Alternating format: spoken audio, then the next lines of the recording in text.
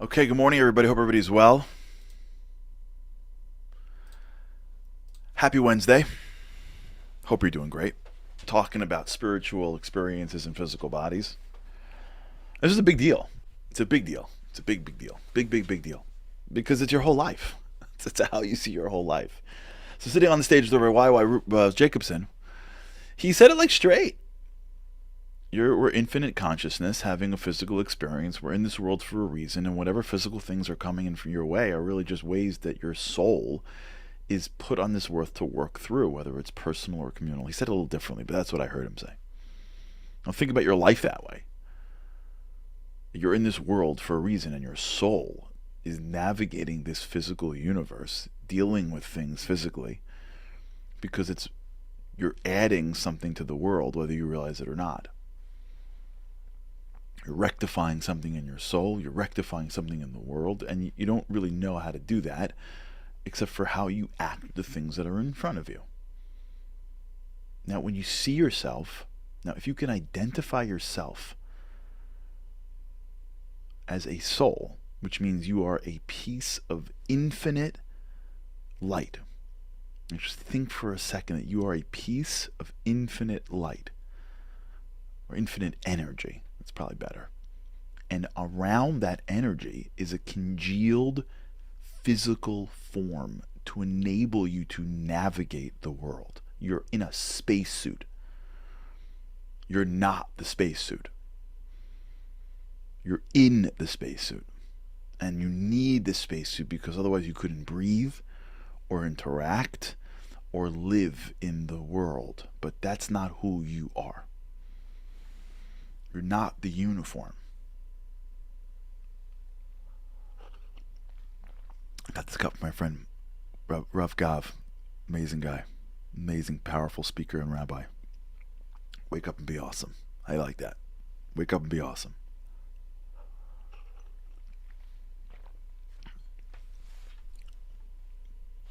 Once you have this and you see it this way, you start to look at the world a drop differently. And that means that when you go through things, you're going through them with infinite energy, not with finite I can'ts.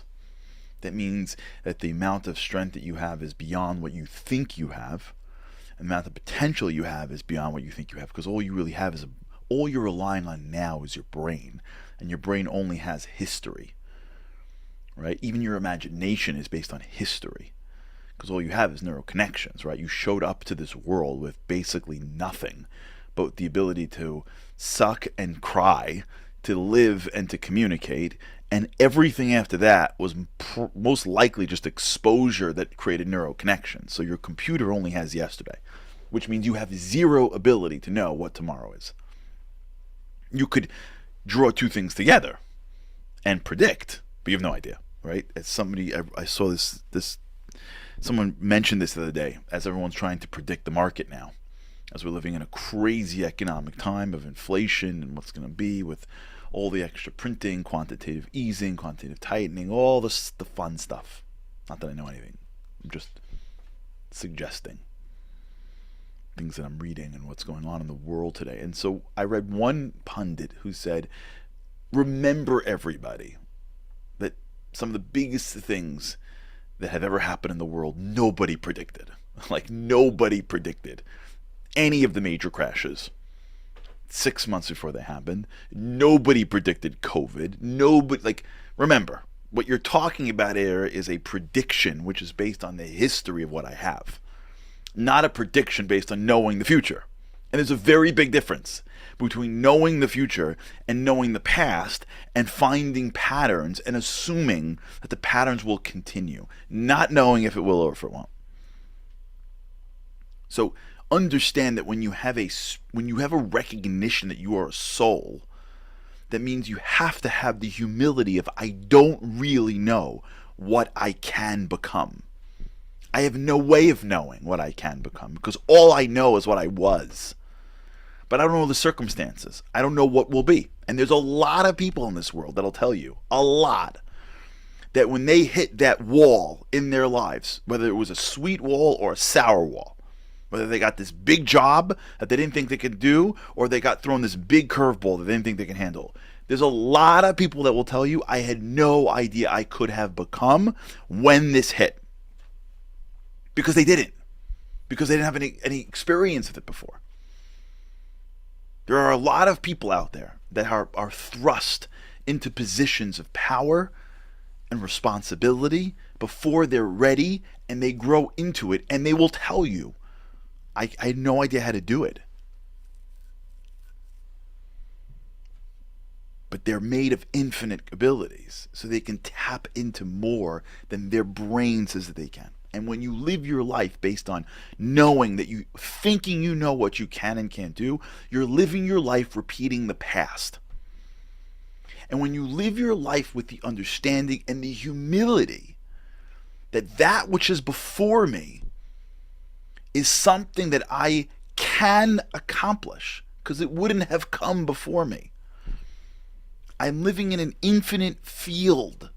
I'm living in an infinite playing ground. I'm not running, and I'm not even understanding. I didn't bring the thing to me, and I don't even understand if I could do it or not. I don't know. There's so few things I know in this world.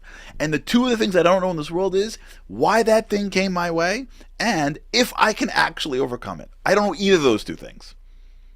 Because I can't calculate the universe, and I can't even understand the depths of my own abilities. Once we have a drop of humility, we're free to actually try stuff and blow us away. We're free to actually be in this world with a positive perspective and push ourselves in ways we couldn't dream of. But you have to see the world through the prism of being an infinite piece of the divine, being infinite consciousness. You're conscious, no, not your consciousness, it's infinite consciousness. And in order to navigate this world, you have a body. In order to navigate this world, you have ways to talk. You have other people you interact with. You touch, you feel, you smell, you sense. But that's not who you are. That's how you navigate this incredible world that is really a spiritual world that is being played on the physical sense. You know what it's like? It's like your body is the characters in the video game. You need the video game characters to play each other.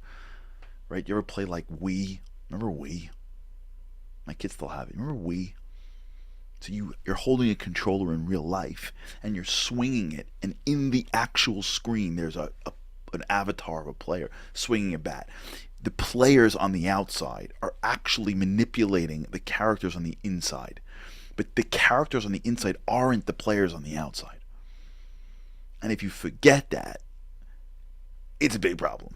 You gotta turn off. If that ever happens and you forget the difference, you gotta like plug out the way and get back into go outside and take a walk. But that's life. We get lost in thinking that the body that I have is me. It's a character. It's an avatar that I wear to navigate this world. The person who is the thing that is actually swinging, if we're lucky, is our soul and not our brain. Which means I look at the world differently, which means that not only do I not know my capacity, I don't even know the level of depth of my connection to the infinite. And when God goes from becoming the provider of physical needs that I have to kiss up to a couple of times a year or a couple of times a day, depending on how much you kiss, you connect, versus the extent of myself, the place that I want to be, the reunification of my essence. Godliness is not trying to get stuff. Godliness is trying to uncover who I am. My interactions with spiritual things like prayer and rituals, they're not meant in order to kiss up to the king to give me more physical. It's meant to actually uncover the depth of my own soul. Once you begin to shift that perspective, you live an entirely different life. Okay, we'll talk about this. All right, everybody, have a great day. With God's help, I'll speak to you again tomorrow.